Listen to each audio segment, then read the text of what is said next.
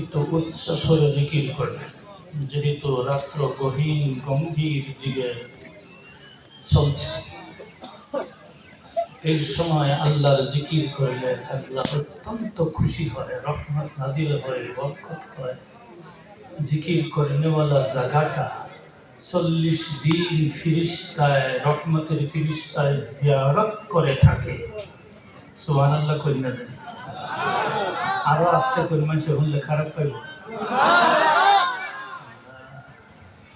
এই জন্য খুব সুন্দর করে জিকির করুন।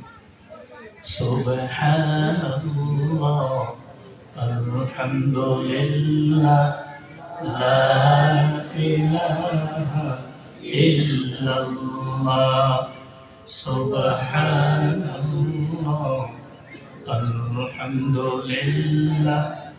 লা ইলাহা ইল্লাল্লাহ, লা ইলাহা ইল্লাল্লাহ,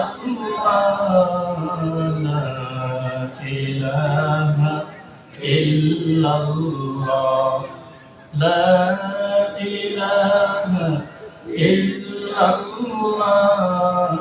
লা ইলাহা ইল্লাল্লাহ, সুবহানাল্লাহ,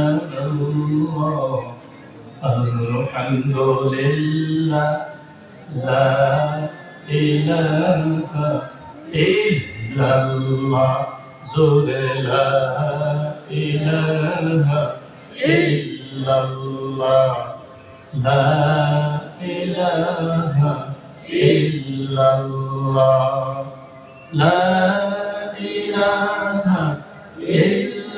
ইল্লাল্লাহ, লা ইলাহা ইল্লাল্লাহ, সুবহানাল্লাহ, আলহামদুলিল্লাহ, লা ইলাহা ইল্লাল্লাহ, লা ইলাহা ইল্লাল্লাহ, মুহাম্মাদুর রাসূলুল্লাহ।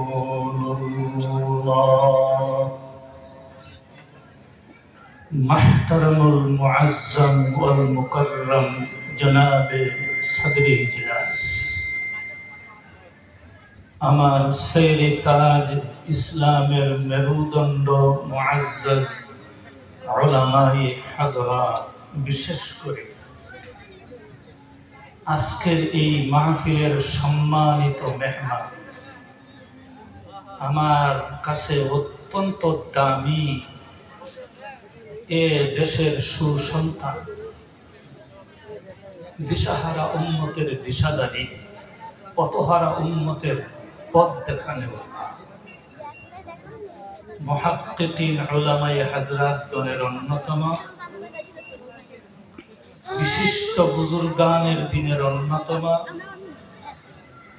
সকলেরই প্রিয় এবং শ্রদ্ধাস্পদ হযরতুল আল্লাম জনাব মাওলানা মুফতি শেখ আবুল হাশিম সাহেব দামা বরকাতুহুল আলী,